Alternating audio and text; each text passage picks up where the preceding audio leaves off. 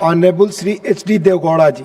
Mr. Chairman, sir, I rise today to speak on the Union Budget 2026, not only as a member of the ruling coalition, but as someone who has seen India grow through many phases of hope, hardship, and hard-earned progress.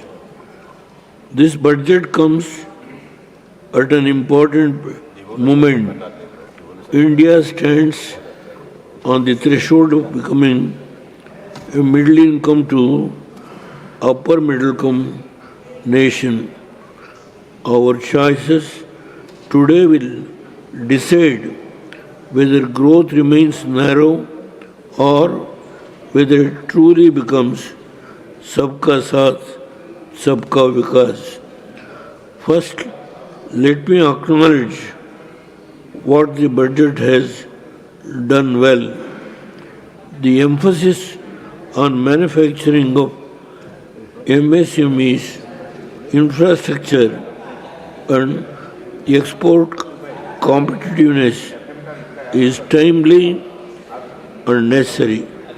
Measures such as encouragement to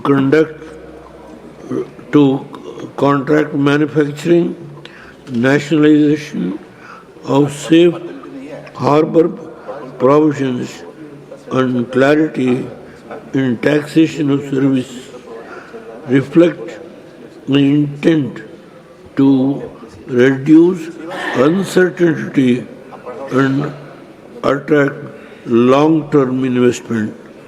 These steps strengthen India's position in global value chain and support the Make in India vision. The continued focus on ease of doing business, simplification of procedures, automation and discrimination of minor procedural details is also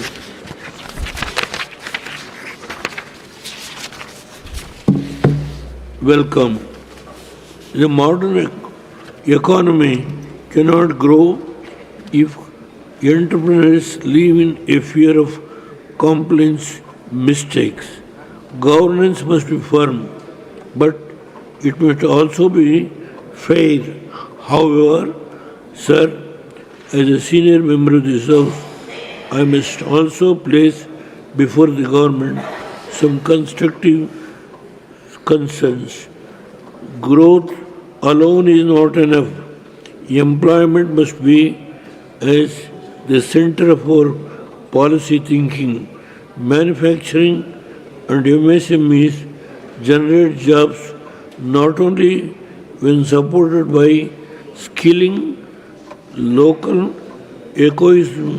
ecosystem, affordable credit, and predictable regulations.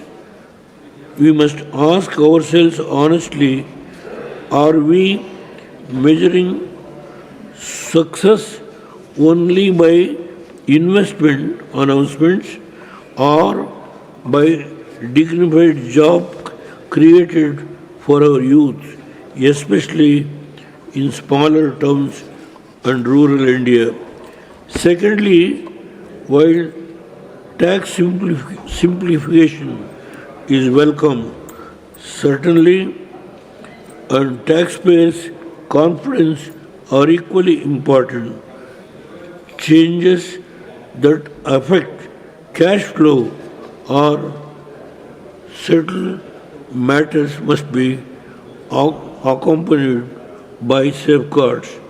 The honest taxpayer must feel protected, not anxious. Thirdly, India's future will be shaped in its cities and districts, not only in national corridors, urban governance, water security, climate resilience, and regional balance deserves stronger attention. Development must be leave behind farmers, informal workers, and backward regions. Sir, this is an absolute need for formation of. I several times I pressed this point with the agricultural minister and also with the honorable prime minister. Jackfruit, tamarind, and jamu board. All these are originally grown, has multiple health benefit, grown in rain-fed with least water requirement, huge demand for the products in domestic market, which is helpful to the small and marginal farmers. What is required is the board to address to end this issue. Sir, I am not going to make any comment on what has happened in Bihar about Makana board. I welcome it. At the same time, in South India, including Kerala, including Tamil Nadu, some part of Karnataka, the southern Karnataka, especially the jackfruit and tamarind, the fruits are most useful and it will be consumed by our, not only by our family, the poor families who are preparing various foods. Sir, this is one of the important issues I have pressed. I hope and trust the Honorable Prime Minister and the Agriculture Minister will certainly consider this request. Sir, it is a congratulatory note that the government is supporting the high value crops such as coconut, sandalwood, cocoa, and cashew in our coastal areas. Sir, coconut is popularly called as Kalparuksha, provides nourishment to all age people with multivarious health benefits. Coconut is the lifetime in the majority of the coconut growing belt, hence provided increased budget to address major burning issues. The total budget provided is 3% of the total budget for agriculture. In view of the justification given in the report, it is appropriate to provide at least 5% of the total budget of the agriculture sector for this coconut the problem. At the same time, to increase the farmers' income, we have to undertake the initiative for integrated development of 500 reservoirs and Amrit Sarovars and to strengthen the fisheries value chain in the coastal areas and enable market linkage involving startups and women-led groups together with the help of fish farmers producers organization. Sir, I only suggest in this, I welcome while welcoming this government decision for sanctioning of this so-called 500 reservoirs. The inland fisheries, sir, inland fisheries is one of the most important factor. We have got so many major irrigation projects and inland fisheries, several people who are in the rural area, who are always living on fishing, they should also be given the support so far as this particular issue is concerned. So lastly, I would like to just conclude about one issue, sir. The industrial corridor from Chennai to Bangalore, it was sanctioned and it is halfway going on.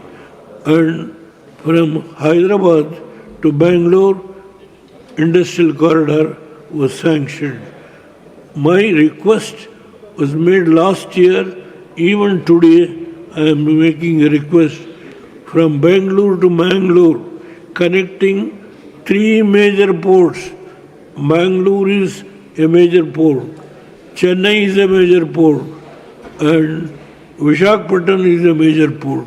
Connecting these three major ports by industrial corridors, it gives a major hub of activities and economic development. Sir, just only 1 second. Only 1 second. Sir, last, Sabka Saath, Sabka Vikas, not just a slogan, it is the responsibility. It means listening to criticism without defensiveness. It means correcting course when necessary. It means remembering that growth must be inclusive, sustainable, and just. India has the talent, the enterprise, and ambition to lead the world. Let this budget be remembered not only for the members, but for the wisdom for building an economy that is strong today and ensure tomorrow. With these words, I extend my support to Thank you. the budget Thank you. and hope that this creation will truly reflect the aspiration of every Indian. Thank you. Thank you very much.